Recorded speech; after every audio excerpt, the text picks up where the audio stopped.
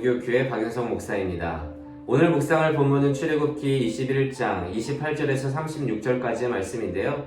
오늘은 28절 한 구절을 봉독하고 함께 묵상하도록 하겠습니다. 소가 남자나 여자를 받아서 죽이면 그 소는 반드시 돌로 쳐서 죽일 것이요 그 고기는 먹지 말 것이며 임자는 형벌을 면하려니와. 어제는 사람이 타인의 목숨을 빼앗거나 상해를 입혔을 경우 어떻게 처벌하고 보상해야 하는지에서 다루었고요. 오늘은 개인의 소유물인 소가 타인의 생명과 재산에 피해를 입혔을 경우 등 여러 가지 사례를 소개하면서 각각의 경우에 적용해야 할 처벌과 보상법을 보여주고 있습니다. 그런데 다른 것도 아니고 왜 하필 소에 대해서 구체적인 법들이 나열되었냐 하면요. 이 시대의 소는 어떤 동물로서 존재하기보다 재산으로서 여겨졌고요.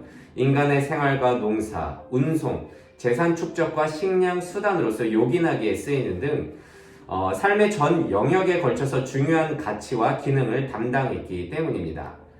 그렇기 때문에 이 중요한 소를 두고 공동체 간에 갈등이 생기는 것은 어찌 보면 당연하겠죠. 먼저는 소가 사람들을 들이받아 죽게 했을 경우 그 소는 반드시 죽여야 한다고 기록하고 있습니다. 그런데 그 소를 죽일 때 도살, 그러니까 식용을 위해서 죽이는 것이 아니라 생명에 대한 대가, 돌로 쳐서 죽여야 한다고 기록되고 있습니다. 그리고 봉독한 것과 같이 그 죽은 소의 고기는 절대로 먹을 수가 없고 사람에게도 팔 수가 없습니다. 어찌 보면 비합리적으로 보일 수도 있는데요. 어차피 소가 죽게 되었으니까 그 소의 고기를 유용하게 쓰면 좋지 않겠습니까? 하지만 율법은요, 사람을 죽게 한 그 소에 대해서 어떠한 방법으로도 사용하지 못하게 하고 있습니다.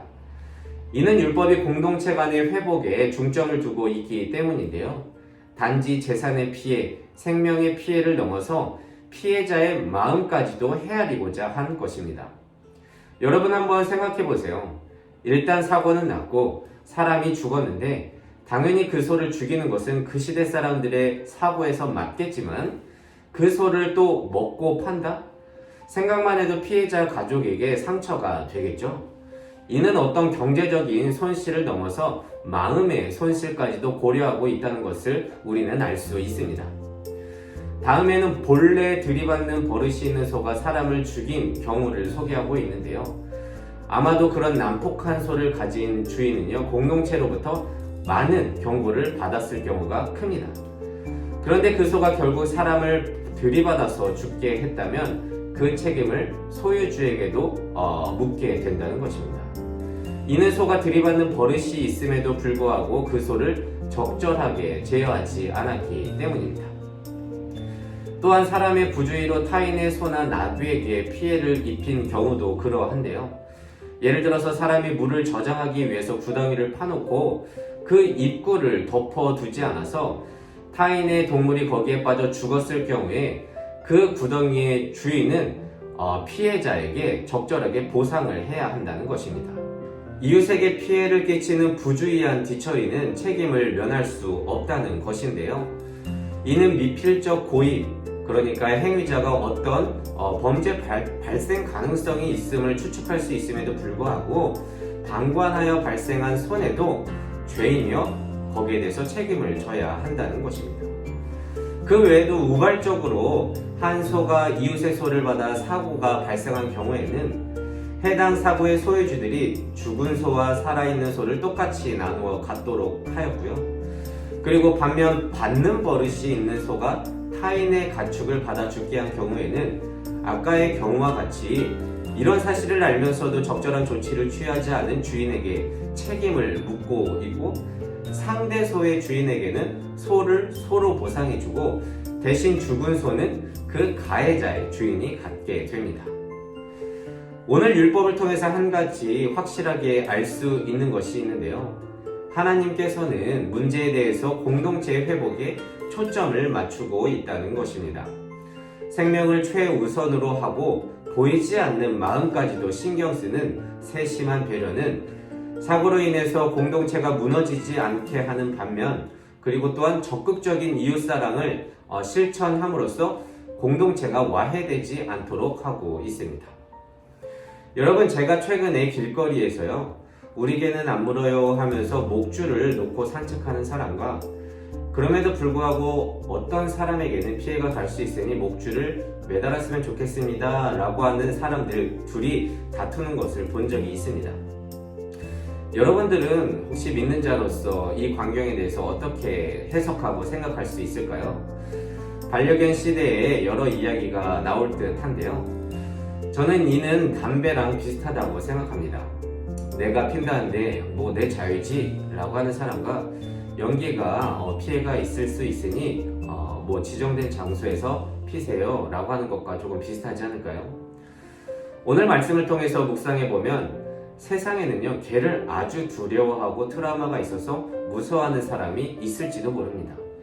그 개가 물건 안 물건, 작건 크건 상관없이 목줄을 매다는 것이 그 이웃에게는 조금이나마 안심이 될 것입니다. 그렇게 보이지 않는 심적인 피해를 고려한다면 목줄을 매다는 것이 이웃사랑의 자세가 아닐까요? 작은 일로 유난을 떤다고 그렇게 개 주인은 말을 하더라고요. 그렇지만 반대로 내가 제일 싫어하는 것을 상대방이 한다는 것을 생각해 본다면 조금은 우리의 행동이 달라지리라 생각됩니다. 그래서 오늘은 이렇게 기도하기를 원합니다. 하나님, 인간관계에 대해 발생하는 생명과 재산 피해에 대한 보상 규정을 보면서 우리의 공동체를 바라봅니다. 우리는 얼마나 하나님의 마음을 갖고 문제 앞에서 공동체 회복에 초점을 맞춰서 살고 있습니까?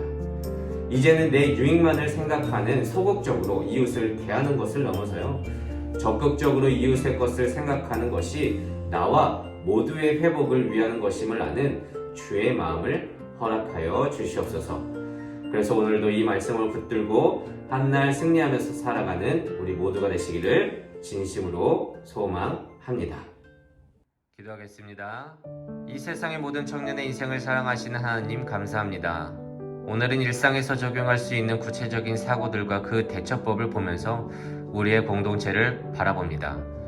미필적 고의까지 인간의 책임에 넣어 적극적으로 이웃의 것을 보호하고자 하는 율법을 보면서 주께서 공동체를 얼마나 중요시 여기는지 알게 되었습니다. 우리 인간은 끝까지 내 유익만 바라는 자들이지만 말씀을 통해서 이웃의 것을 적극적으로 소중히 여기고 공동체의 회복에 힘쓰는 우리 되게 하여 주시옵소서. 감사드리며 예수님의 이름으로 기도드립니다. 아멘.